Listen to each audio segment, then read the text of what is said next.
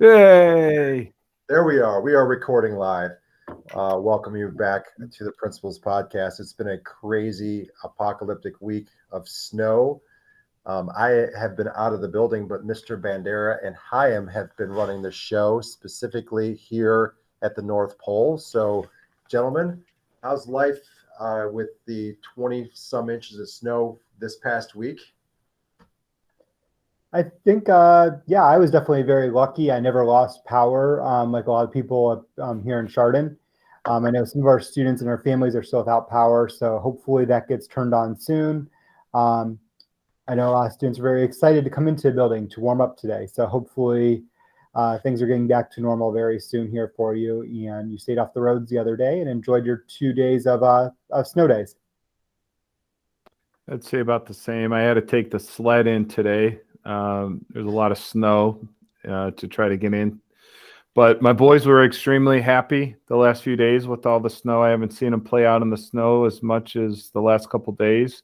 Lost a couple trees in the backyard that didn't hit the pool, so I was hoping it would hit the pool, but not so lucky. Maybe the next snowstorm, because they're saying it's going to be one of those winters. So we'll wait and see.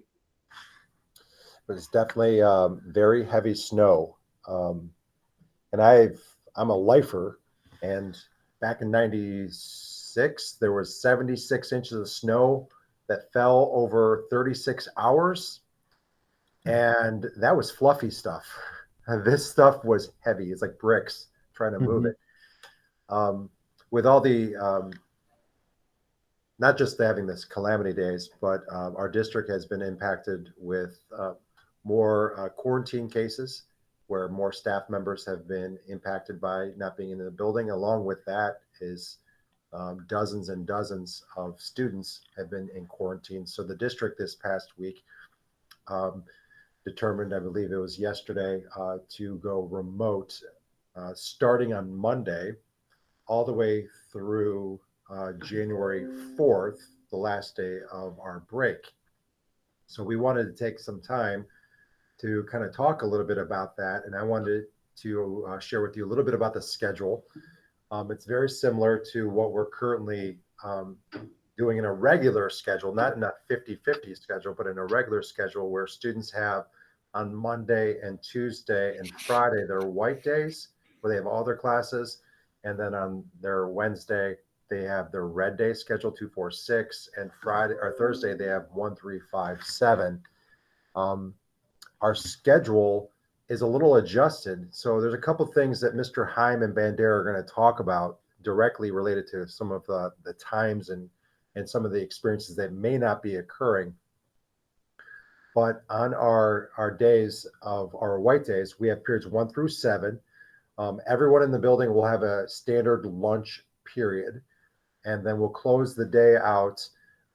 Seventh period ends at 1:47, and we move the Circuit of Success, the eighth grade course, at the end of the day, also to provide online office hours for all of our students to get help from their teachers from about 151 to 225. So it's kind of like an added on feature to the schedule that we're going to move into. So that'll be 3 days a week, Monday, Tuesday, and Friday. And then we have our traditional uh, Wednesday schedule, which second period will begin, guys. Does that say 8:58? 2, 4, and 6. There's lunch in between. And then our Thursday schedule of 1, 3, 5, and 7. This document will be featured in the Week in Reflection. We want to put some voice over to this. I would say that this is pretty firm. This is pretty settled. We have worked with our district on this, and we made adjustments. Mr. Bandera found some things we could fine tune today with Auburn to make sure all of our kids can have classes. But that's going to be generally our schedule. Mr. Bandera, what's our attendance going to be like? Yeah, one of the big things we struggled with throughout this year and even last spring was attendance. So attendance will be a little bit different. I know a lot of you have been doing a very good job doing the daily attendance on Infinite Campus, checking yourself in the classes. And you've been doing that because your teachers have been teaching at the time, so they wouldn't be able to necessarily see who was there and who was not. For now, while we're in this setting for at least the next 2 weeks here, we're going to have you do pretty much traditional attendance. So when you log into a Google Meet and you enter a live Google Meet with your teacher, if your teacher's doing it that way, your teacher will mark you present. You don't have to worry about anything. You just have to show up, do your work, make sure you're doing all the assigned work and turning in by the time it's assigned. If you do that, you're going to be marked present, and you'll be counted for attendance for that day. If you're not in attendance, you slept in, whatever it might be, your family will probably expect a call from Ms. Lacoste or one of our other secretaries, as they're going to be making phone calls about students who are missing. So please make sure you're getting there. Please make sure you're getting your classes. If you wake up and you don't feel really well, you're sick, you don't feel like you can climb out of bed, you don't feel like you can do your class that day, that's fine. Please make sure you have your parent call in to Ms. Lacoste. She will be here every day. Make sure they call in her, call you off for sickness. We are taking daily attendance. There's period attendance taken every single period of the day. 8th graders, this includes your circuit of success time too. So make sure you are present. I don't want to have to get into truancy or anything like that with any students. So please make sure you're here during your assigned class times. You do not have to check in for study hall. For that, you don't have to. But if your schedule is a support or a guided study, those are still required check-ins at this time. So make sure you're there for one of those, support or guided study. But if it just says regular study hall or late arrival or early dismissal, don't worry about checking in for those. Mr. Heim, talk about learning procedures. So, this is the second time we're going into a remote setting, which is from the past in the spring. And we learned a lot from when we went into that, what we called emergency remote learning. We're not considering this emergency remote learning because we've had some time to plan and to think about and prepare for this day if we had to get to this point. A couple things that need to be emphasized. This is a full day of school. It is a full day of school. You're going to anticipate approximately 3 to 4 hours of classes, contact with the teachers per day. That does not mean that for the entire class period, the teacher will be talking or doing things. You may have time to work. The teacher may say, check in. You might be there 5-10 minutes, and they may give you the rest of the time to work on your own. You might have to check in at the end, or they'll see you the next day. But it is going to look different and feel different. So make sure that you're on time. You're getting up like you normally would if you were coming into school. Couple things, the following activities will not meet virtually. So if you have a scheduled study hall, freshman mentoring program, and Topper Times will not be meeting virtually. So you'll have that time to catch up with the things you need to do to make sure that you're doing everything you need to do. Very important. Google Classroom will be the key to driving your success in the next 2 weeks, is utilizing Google Classroom. That's where all the work will be posted. That's where you'll be able to find out when things are due, how you were to submit, when you're to submit, and everything you need to do with that. It's also very important that was already said, all teachers who are not teaching in the Circuit of Success, and we have 9 Circuit of Success teachers, and we can get those out. And I'll let one of you guys jump in if you want, but we have Ms. Carpenter, Ms. Mahalik, Mr. Meisen, Mr. Brown, Mr. Hewitt. Mr. Hewitt, Ms. Bernacki, Did you say Herner? Mr. Herner, Ms. Uliski. That's 8. We need one more. Suzuki.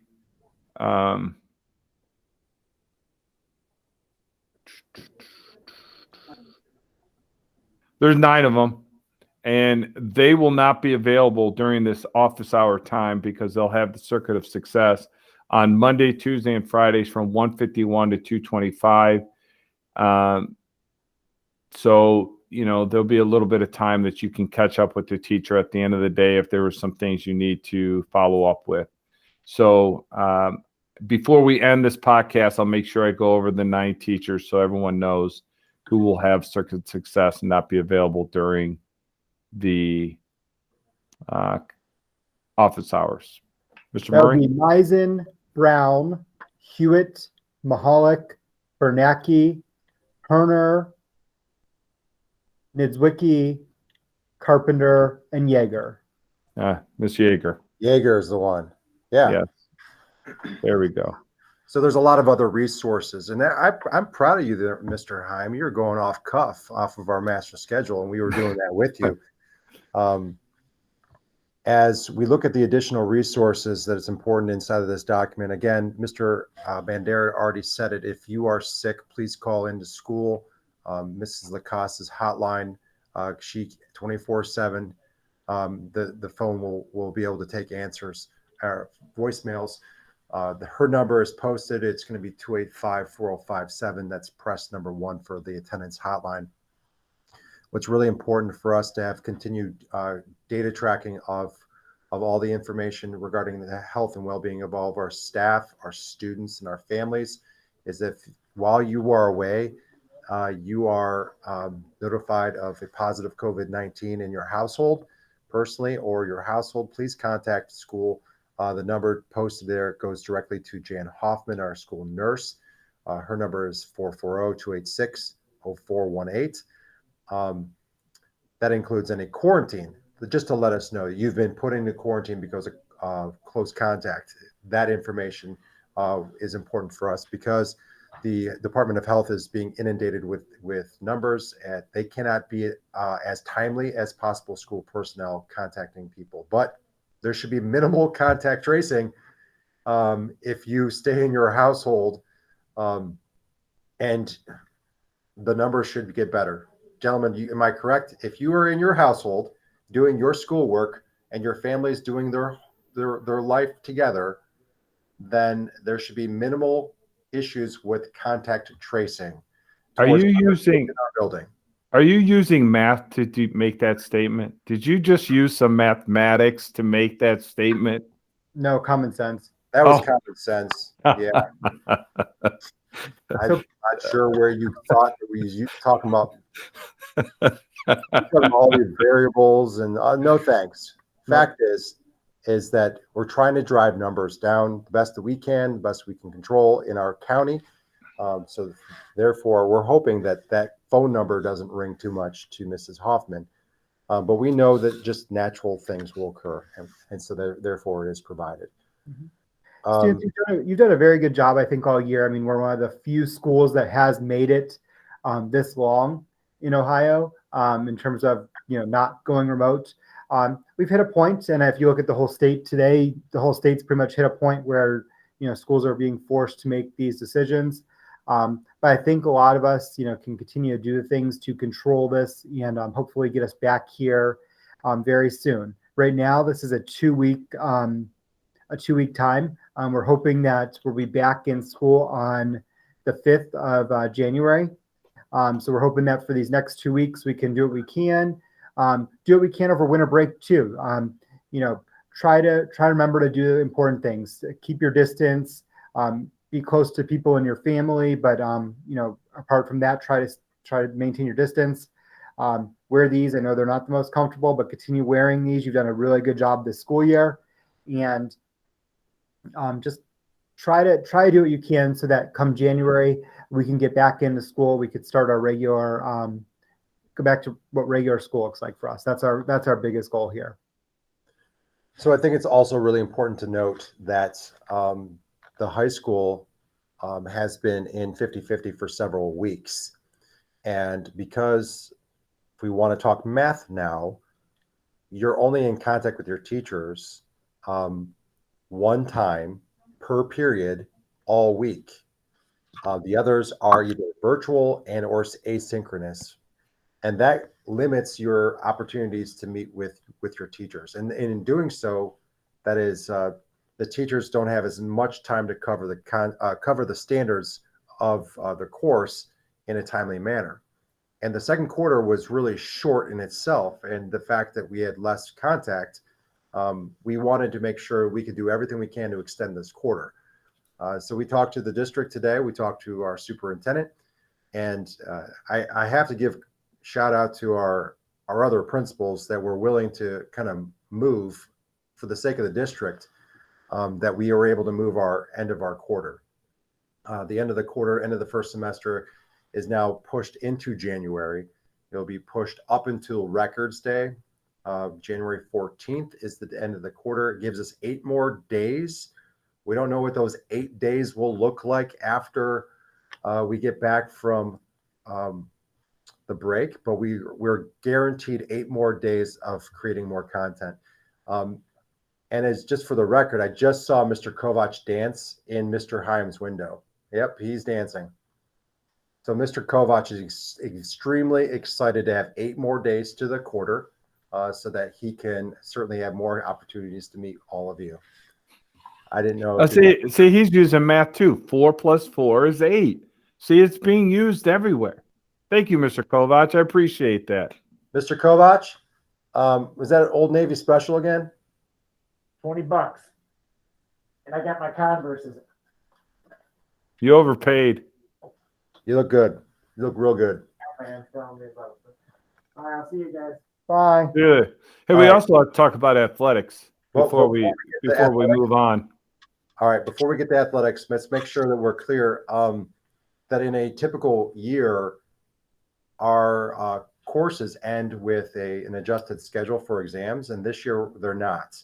So any assessment that a course has for a semester and or a year-long course, they're going to be done differently, uniquely based on that class. It's going to be up to that teacher, that course, but they're definitely not going to be a scheduled time for class exams.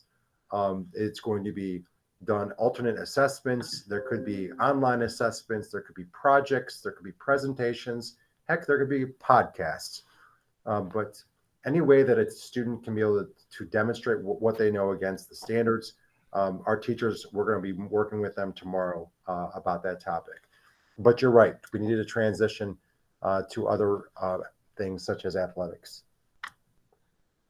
So, believe it or not, we still have athletics. We're going to have our winter season. As long as we can find other schools to compete against, we are going to do that. But unfortunately, as we go into this remote model starting on Monday, all extracurricular and athletic events are going to be put on pause. We're going to pause them, hold them, reschedule them. There is a potential that could get adjusted during the actual formal winter break if some of our numbers improve and it seems safe to do that. Teams and clubs are going to be allowed to practice.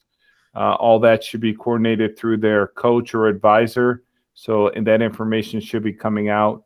But we are going to still try to press forward and be prepared for when we are able to resume competing against other schools. Along those same lines, just do your best right now to stay safe, but also have social interactions. I think sometimes, I remember in the spring, it's very difficult when you're staring at a computer screen all day to focus. So yes, you have to do your classwork. Yes, you need to attend your classes. Find ways you can socialize. Call a friend. Write a letter to a friend. Try to go outside and make some snowmen wear your masks and make snowmen. Go sledding. Do those things. Do it with a safe distance, but do those things to try to keep having some type of social interaction during this time.